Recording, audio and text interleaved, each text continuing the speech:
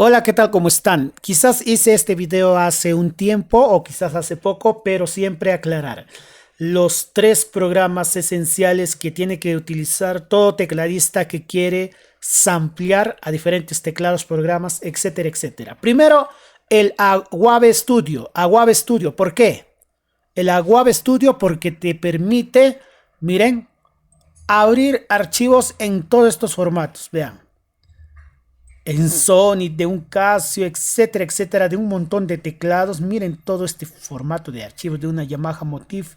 Te permite abrir, te permite guardar archivos, digamos aquí una creación, guardar una colección en KSC para los core, colección entera, diferentes TLS, KRS para diferentes modelos en PSG también como programaciones, o guardar un solo sonido en formatos como SF2, como en KMP, también en PSG, en diferentes formatos, chicos, para diferentes teclados en Sonic, para teclados como Akai.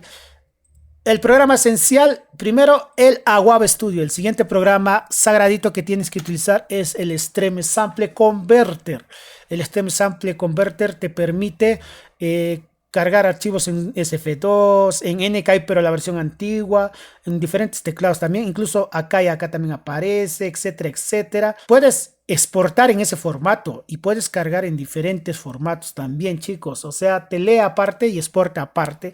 Increíble, te ayuda a convertir. Y el otro programa no es un programa, valga la redundancia, sino es un VST, el Reguire.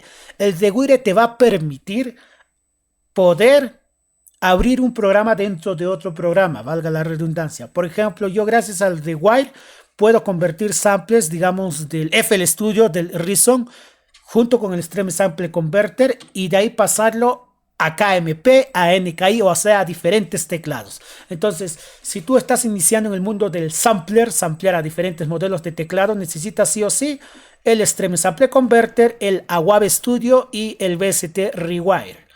Bueno, espero que este video te haya ayudado. Saludos.